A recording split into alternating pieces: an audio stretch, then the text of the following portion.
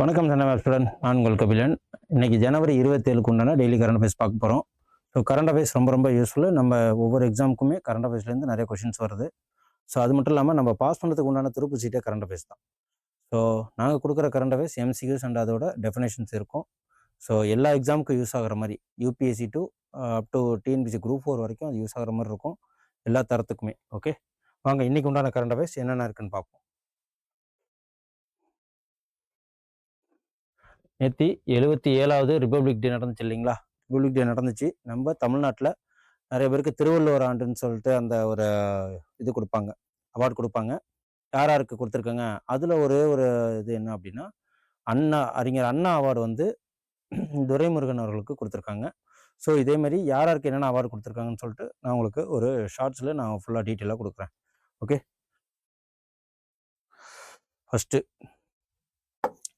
First question இது என்ன அப்படின்னா, ஆப்ரேஷன் சிந்தூர் நடந்துச்சு இல்லையா? இதுக்கு இந்தியாவுக்கும் பாகிஸ்தானுக்கும் அந்த போரில் ஆர்மி, நேவி, அப்புறம் வந்து ஏர்ஃபோர்ஸு எல்லாமே யூஸ் பண்ணாங்க. ட்ரோன் அட்டாக் வரைக்கும் யூஸ் பண்ணாங்க. ஸோ அதில் நம்ம ஆல்மோஸ்ட் வெற்றி கண்டோம். ஆனால் அமெரிக்கா வந்து அமைதி வந்து கொடுத்தோம் அப்படின்னு சொல்லிட்டு சொல்கிறாங்க.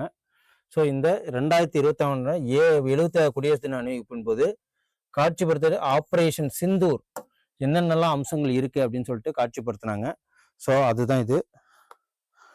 அந்த ஆப்ரேஷன் சிந்தூர்ல இந்திய ஆயுதப்படைகளின் கூட்டு செயல்பாடு, ஆயுதப்படைகளோட கூட்டு செயல்பாட்டோட திறமைகளை இதுல வெளிக்கொண்டு வந்திருந்தாங்க. ஸோ அதுதான் இந்த ஊர்தி. ஓகே, உள்நாட்டு பாதுகாப்பு திறன்கள் மற்றும் முப்படைகளின் ஒருங்கிணைப்பை அணிவகுப்பை எடுத்துக்காட்டுறது தான் இந்த அணிவகுப்போட மெயின் நோக்கமே. அடுத்த கொஸ்டின், இந்தியா அதாவது Joint Operational Readiness, the India beating retreat ceremony in India primarily associated with which of the following அப்படின்னு சொல்லிட்டு சொல்கிறோம். இது எது அப்படின்னா, கன்க்ளூஷன் ரிப்பப்ளிக் டே செலிப்ரேஷன், அதாவது குடியரசு தின கொண்டாட்டங்களோட முடிவு இதை தான் சொல்கிறாங்க. ஸோ இந்தியாவில் பீட்ரீட்டிங் விழா முதன்மையாக இப்போ எதில் வந்து கொண்டாடுவாங்க அப்படின்னு பார்த்தீங்கன்னா, குடியரசு தின கொண்டாட்டங்களின் முடிவில் தான் இந்த இது கொண்டாடுவாங்க. இது என்ன அப்படின்னா, இது எங்கே நடக்கும் அப்படின்னு பார்த்தீங்கன்னா, விஜய் சவுக், நியூ டெல்லியில் நடக்கும். ஓகேவா? ஸோ இதில் யாரெல்லாம் அணிவகுத்து பங்கு பெற்றாங்களோ எல்லாருமே இதில் வந்து பங்கு பெறுவாங்க. இந்திய ஆயுதப்படைகளின் கூட்டு இசைக்குழுக்கள் தேசபக்தி மற்றும் பாரம்பரிய பாடல்களை பாடிட்டு இதை முடிப்பாங்க. ஸோ இது எங்கே நடக்குது அப்படின்னு பார்த்தீங்கன்னா, ஜனவரி 29 இந்த முடிவை ட்ரீட்டிங் விழா அப்படின்னு சொல்லிட்டு குறிக்கிறாங்க. எங்கே நடக்குது அப்படின்னா, விஜய சவுக்கில் நடக்கும். ஒவ்வொரு வருஷமும் பிப்ரவரி 29 இதில் என்னென்னலாம் பறைசாற்றுவாங்க அப்படின்னா, பாரம்பரிய ஒழுக்கம், ஒற்றுமை மற்றும் சடங்கு கடமைகளுக்கு இது வழிவகுக்கிறதா சொல்லுவாங்க. ஸோ இந்த விழாவோட தோற்றமே 17ஆம் நூற்றாண்டு இங்கிலாந்தில் 2ஆம் ஜேம்ஸ் மன்னர் ஆட்சி காலத்துல இருந்து இதை கடைபிடிச்சிட்டு வர்றாங்க.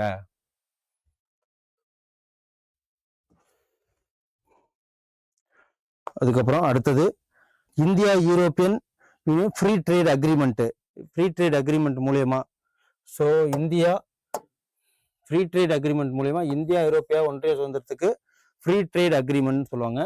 ஸோ ஒப்பந்தத்தின்படி 110 வரையிலான நிலையிலிருந்து ஆரம்பத்தில் குறைக்க இந்தியா திட்டமிட்டப்பட்டிருக்கு. எவ்வளோ அப்படின்னா 40%. ஃப்ரீ ட்ரேட் அக்ரிமெண்ட் 40%க்கு குறைக்கப்பட்டிருக்கு.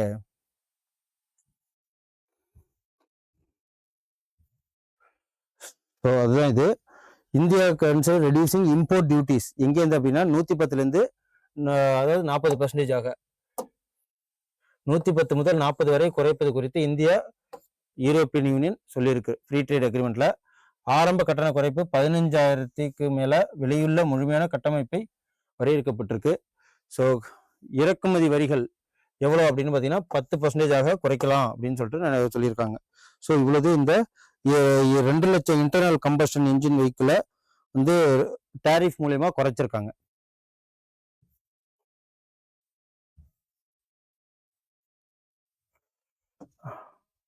அடுத்தது இது என்ன அப்படின்னா, நேத்தே பார்த்தோம், அமைதி பீஸ் பிரைஸ் அசோக சக்ரா விருது யாருக்கு?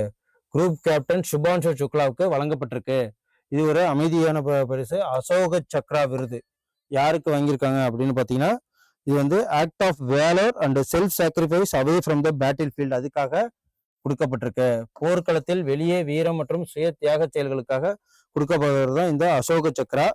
இது திரௌபதி முர்மு யாருக்கு வழங்கியிருக்காங்க? 70 ஆர்ம்டு ஃபோர்ஸ் கொடுத்துருக்காங்க. இதுல அசோக சக்ரா வந்து சுபான்ஷு சுக்லா அவருக்கு இந்தியாவோட highest piece time gallantry award கொடுத்துருக்காங்க சுபான்ஷு சுக்லாவுக்கு. இந்த வாட்டி அசோக சக்ரா அவார்டு யாருக்கு கொடுத்துருக்காங்க? சுபான்ஷு சுக்லாவுக்கு. இந்தியாவின் மிக அமைதிக்கான விருதான அசோக சக்ரா அவார்டு கொடுக்கப்பட்டிருக்கு. சர்வதேச விண்வெளி நிலையத்தை பார்வையிட்ட முதல் இந்தியர் என்ற பெருமையை பெற்றதுனால அவரு இந்த அவார்டு வாங்குறாரு.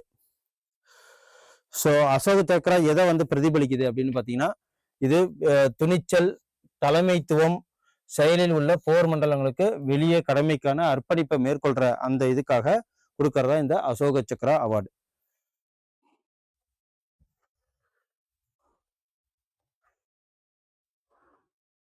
மற்ற என்ன வீரதீர இதுக்காக கொடுத்துருக்காங்க அப்படின்னு பார்த்தீங்கன்னா, அசோக சக்ராவோட கீர்த்தி சக்ரா அவார்டு கொடுத்துருக்காங்க. அசோக சக்ரா அவார்டு சுபான்ஷு சுக்லாவுக்கு கொடுத்துருக்காங்க. அதோடு சேர்த்து மேஜர் ஹர்ஷித் சிங் நைப் சுபேதார் அவர்களுக்கு கீர்த்தி சக்ரா அவார்டு, ஓகேவா, கீர்த்தி சக்ரா அவார்டு கொடுத்துருக்காங்க. அந்த கீர்த்தி சக்ரா அவார்டு மட்டும் இல்லாம அடிஷனா 13 சௌரிய சக்ரா விருது, அப்புறம் கீர்த்தி சக்ரா விருது யாராருக்கு வழங்கியிருக்காங்க அப்படின்னு சொல்லிட்டு பாத்துக்கோங்க. அது மட்டும் இல்லாம சேனா பதக்கங்களும் நிறைய பேருக்கு கொடுத்துருக்காங்க. ஓகே, 44 வீரர்களுக்கு சேனா விருது, நவசேனா விருது, அதுக்கப்புறம் துணிச்சலுக்காக இருக்கும் வீரதீர வாயு சேனா விருது ஆகிய எல்லா விருதுகளும் இதுல அடங்குது. யாராருக்கு என்னென்ன கொடுத்துருக்காங்கன்னு சொல்லிட்டு நோட் பண்ணிக்கோங்க. அதுக்கப்புறம் இன்டர்நேஷனல் கஸ்டம்ஸ் டே எப்போ வந்து வருஷம் கொண்டாடப்படுது அப்படின்னு பார்த்தீங்கன்னா, இது வந்து இன்டர்நேஷனல் கஸ்டம்ஸ் டே, ஓகேவா, இது ஜனவரி 26 ஒவ்வொரு வருஷமும் கொண்டாடப்படுது. இந்த இன்டர்நேஷனல் கஸ்டம் டே எப்போது வந்து கஸ்டம்ஸ் கார்பரேஷன் கவுன்சில்னு சொல்லுவாங்க. கஸ்டம்ஸ் கார்பரேஷன் கவுன்சில் 26 ஜனவரி 1953 ப்ரூசல் பெல்ஜியம்லேருந்து இதை கொண்டாடிட்டு வர்றாங்க. ஓகே, ஸோ 1953 ஜனவரி 26 பெல்ஜியத்தின் பிரசல்ஸ் நடைபெற்ற சுங்க ஒத்துழைப்பு கவுன்சில் முதல் அமர்வை நினைவில் கூறுற வகையில தான் இந்த கஸ்டம்ஸ் டே. ஸோ 1952 இந்த உலக சுங்க அமைப்பு இதை வந்து மறுபெயரிட்டு இருக்கு 1952. ஓகேவா, இதுல எத்தனை பேர் பார்ட்டிசிபேட் பண்ணிருக்காங்கன்னா 17 நாடுகளை சேர்ந்த பிரதிநிதிகள் கலந்து கொண்டிருக்காங்க. அடுத்த கொஸ்டின், ஐரோப்பிய ஒன்றிய சட்டத்தினுடைய ரஷ்ய குழாய் எரிவாயு இறக்குமதி எந்த தேதியிலிருந்து முழுமையாக தடை செய்யப்படுறதா சொல்லியிருக்காங்க அப்படின்னு பாத்தீங்கன்னா, இது வந்து செப்டம்பர் 30, 2027. ஓகேவா, செப்டம்பர் 30, 2027 அதுலேருந்து இந்த ஐரோப்பிய நிறுவனம் ரஷ்யாவோட இந்த ஆயிலுக்கு இதை குறைக்க போறதா சொல்லியிருக்காங்க. இறக்குமதியை தடை செய்யறதுக்காக ரஷ்ய எரிவாயு இறக்குமதியை தடை செய்யும் சட்டத்திற்கு எப்போ வந்து வரப்போனாங்க அப்படின்னு பார்த்தீங்கன்னா, செப்டம்பர் 30, 2027. இதுல யாரெல்லாம் இதுக்கு ஓட்டு எகெயின்ஸ்டா பண்ணீங்கன்னா, பிரசல்ஸில் நடந்த ஐரோப்பிய ஒன்றிய எரிசக்தி அமைச்சர்கள் நடந்த இந்த கூட்டத்துல இந்த முடிவு எடுத்திருக்காங்க. இதுல யாரெல்லாம் வந்து ஓட் பண்ணிருக்காங்கன்னா, ஹங்கேரி, ஸ்லோவாக்கியா, அப்புறம் ஹங்கேரி ஐரோப்பிய நீதிமன்றத்தில் இதை எதிர்த்து வழக்கு தொடரவும் திட்டமிட்டிருக்காங்க. 2026ஆம் ஆண்டு இறுதிக்குள் ஐரோப்பிய ஒன்றியம் ரஷ்ய எல்என்ஜியை இறக்குமதியை நிறுத்துறதா அறிவிச்சிருக்காங்க. ஓகே, எதுக்காக அப்படின்னா இந்த உக்ரைனோட இன்ட்ரூஷனுக்காக அவங்க இதை பண்ணியிருக்கிறாங்க. ஸோ இவங்க யாரு அப்படின்னு பார்த்தீங்கன்னா, இவங்க ஒரு இந்தியன் ஏர்ஃபோர்ஸை சேர்ந்தவங்க. ஓகேவா, இவங்க தான் என்ன பண்ணியிருக்காங்க இந்த வாட்டி இவங்களுக்கு 77th குடியரசு தினத்துல இவங்களுக்கு என்ன அவார்டு, கொடியவே இவங்க தான் ஏற்றிருக்கிறாங்க. ஓகேவா, விமான லெப்டினன்ட் அக்ஷிதா தன்கர், இவங்க பேர் வந்து அக்ஷிதா தன்கர்.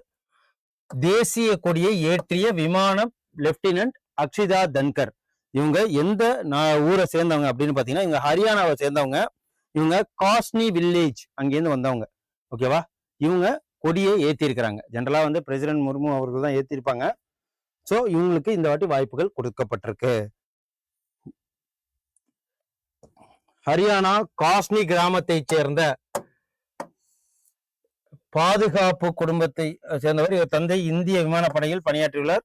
ஸோ தன்கர் தனது உயர்கல்வியை டெல்லியில உள்ள ஸ்ரீ குரு தேக் பகதூர் கல்ச்சா கல்லூரியில முடிச்சிருக்காங்க. ஸோ இவங்க தான் இந்த வருஷம் இந்த இதுல கொடி ஏத்துனது.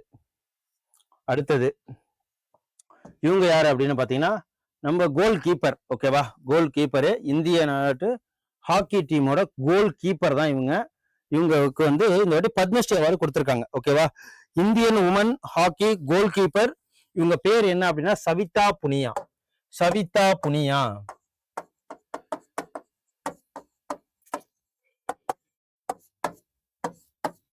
சவிதா புனியா. ஸோ இவங்க பேர் தான் Indian woman hockey goalkeeper Savita Punia. So இவங்களுக்கு இந்த வாட்டி பத்மஸ்ரீ அவார்டு வழங்கப்பட்டிருக்கு, ஓகேவா? என்டையர் நேஷனல் டீமுக்கும் இவங்க தான் வந்து பெருமை சேர்த்திருக்காங்க. ஸோ தனிப்பட்ட சாதனை மட்டுமல்ல, ஸோ இவங்க பர்சனலாக சொல்லியிருக்காங்க, இந்திய மகளிர் ஹாக்கி அணியின் கோல் கீப்பர் சவிதா புனியாவுக்கு பத்மஸ்ரீ விருது வழங்கப்பட்டிருக்கு. இவங்களுக்கு மட்டும் இல்லாம ரோஹித் சர்மா வாங்கியிருக்கிறாரு, அப்புறம் ஹர்மன்பிரீத் கவுர் வாங்கியிருக்கிறாங்க.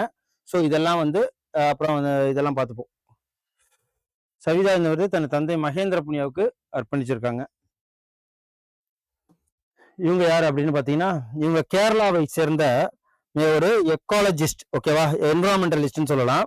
இவங்க பேர் என்னன்னா கொலக்கையில் தேவகி அம்மா. கொலக்கையில் தேவகி அப்படின்னு சொல்லுவாங்க.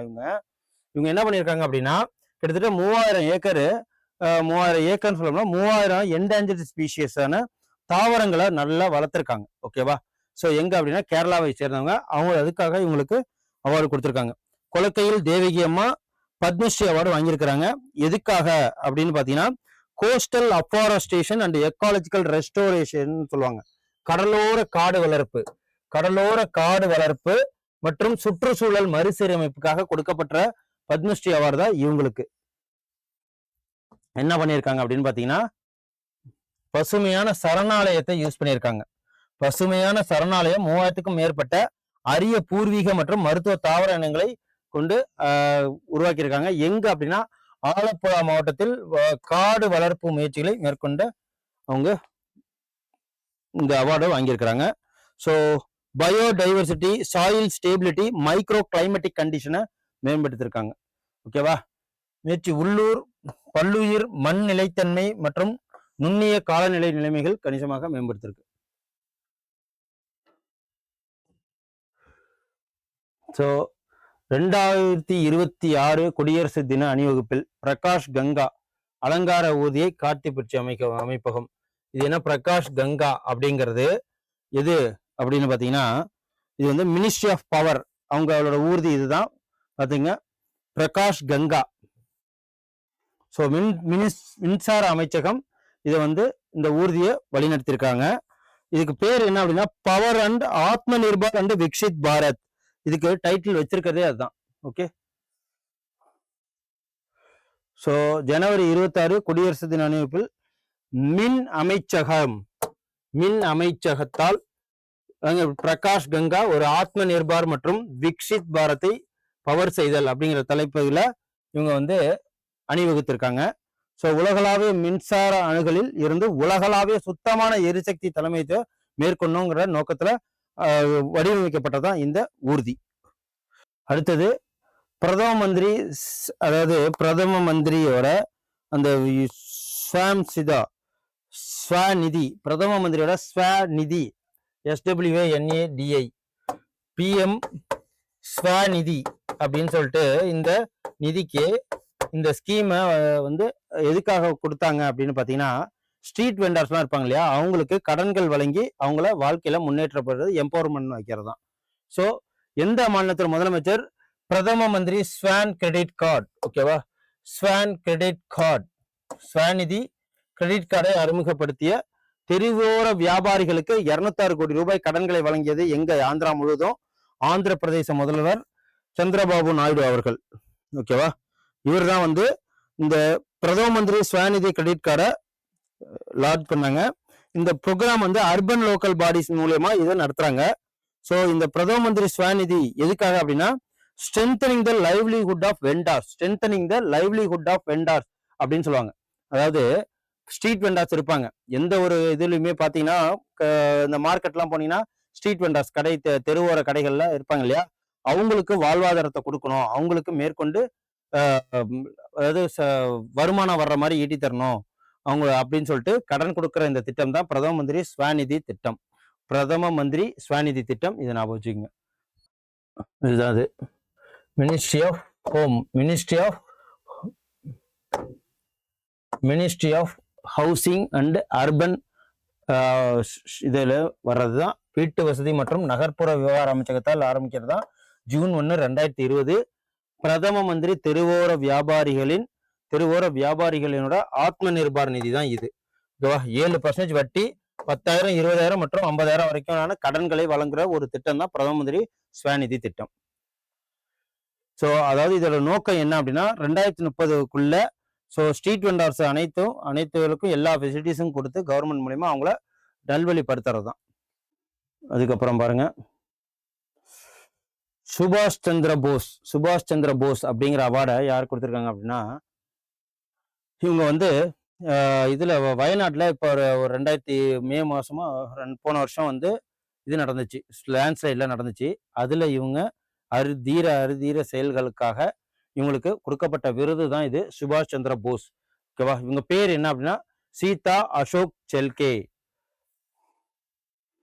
தனிநபர் பிரிவில் சுபாஷ் சந்திர போஸ் அவார்டை தேசிய பேரிடர் மேலாண்மை விருதுன்னு சொல்லுவாங்க. அது யாருக்கு கொடுக்கப்பட்டிருக்கு இந்த வருஷம் அப்படின்னு பாத்தீங்கன்னா, ஸோ சீதா அசோக் செல்கே அப்படிங்கிறவங்களுக்கு வழங்கப்பட்டிருக்கு. எதுக்காக அப்படின்னா வயநாட்டில் ஏற்பட்ட அந்த பேரிடர் அப்போ இவங்க ஆற்றிய பணிக்காக கொடுக்கப்பட்டிருக்கிறது தான் இது. அதுக்கப்புறம் இவங்க யாரு அப்படின்னா, இவங்க வந்து சிம்ரன் பாலான்னு சொல்லுவாங்க. இவங்களுக்கு வயது 26 தான் ஆகுது. இவங்க என்ன பண்ணியிருக்காங்க அப்படின்னா சிஆர்பிஎஃப் கிட்டத்தட்ட வந்து சிஆர்பிஎஃப்ல இருக்கிற சோல்ஜர்ஸை வழிநடத்தி இந்த வாட்டி பேரேட்ல அணிவகுத்து போயிருக்கிறாங்க. ஸோ அதுக்காக கொடுத்தது தான் இது. என்னன்னா 2026 குடியரசு தினத்தன்று 140 ஆண் பணியாளர்களை கொண்ட சிஆர்பிஎஃப் அணிவகுப்பின் போது இவங்க சிம்ரன் பாலா அப்படிங்கிறவங்க தலைமையேற்று நடத்தி சென்றிருந்தாங்க. அதுக்காக கொடுக்கறதா இது. அதுக்கப்புறம் இன்டர்நேஷனல் மானிட்டரி ஃபண்டு டே. இன்டர்நேஷனல் மானிட்டரி ஃபண்டு இது என்ன சொல்றாங்க, நிதியாண்டில் இந்த நிதியாண்டுல மொத்த உள்நாட்டு உற்பத்தி GDP gross domestic product so international monetary fund மூலியமா நமக்கு எத்தனை இது அறிவிச்சிருக்காங்க பெர்சன்டேஜ் இந்தியா வந்து உயர்ந்திருக்கு அப்படின்னா 73%. ஓகேவா? சர்வதேச நாணய நிதியம் IMF வந்து 2022 இந்தியாவின் மொத்த உள்நாட்டு உற்பத்தி வளர்ச்சி எவ்வளவு சதவீதமா உயர்ந்திருக்கு அப்படின்னு சொல்லிட்டு சொல்றாங்க அப்படின்னு பாத்தீங்கன்னா 7.3%. ஓகேவா? 7.3% கடந்த ஆண்டை கம்பேர் பண்ணும்போது 0.7% தான் உயர்ந்திருக்கு. இந்த சர்வதேச நாணய நிதியம் இது கிறிஸ்டினா ஜார்ஜிவா அப்படிங்கிறவங்க தான் இதோட மேலாண்மையோட தலைவர். இது எப்ப நிறுவனாங்க அப்படின்னா ஜூலை 1944 நிறுவப்பட்டிருக்கு IMF.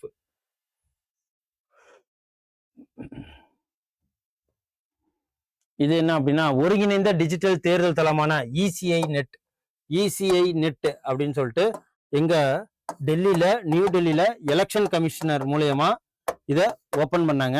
எதுக்காக அப்படின்னா இந்திய தேர்தல் ஆணையம், அதாவது இந்தியன் சிட்டிசனா இருக்கட்டும், வேட்பாளர்களா இருக்கட்டும், எலெக்ஷன் கமிஷன்ல வேலை பார்க்கறவங்களா இருக்கட்டும், எல்லாருமே வந்து எலெக்ஷன் என்னென்ன எப்படி நடக்குது அப்படிங்கிறத ஒரே போர்ட்டல்ல தெரிஞ்சுக்கிறது தான் இந்த ECI நெட் போர்ட்டல்.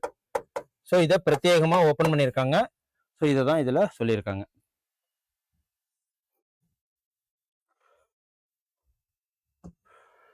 இந்திய சர்வதேச ஜனநாயகம் மற்றும் தேர்தல் மேலாண்மை மாநாடு எங்க நடந்திருக்குன்னா ECI நெட். ஸோ இது நியூ டெல்லியில புதுதில்லியில் உள்ள பாரத் மண்டபத்தில் நடைபெற்றிருக்கு. என்னைக்கு அப்படின்னா ஜனவரி 21 and 23 நடக்கிறதா இது. ஸோ தேர்தல் தொடர்பான அனைத்து தகவல் மற்றும் சேவைகளுக்கான ஒரே டிஜிட்டல் போர்ட்டல் தான் இந்த ECI net. Okay, election commission of India net அப்படிங்கிறது இதோட மெயின். ஓகே, இன்னைக்கு ஒரு 17 கொஸ்டின் கிட்டத்தட்ட பார்த்துருப்போம்.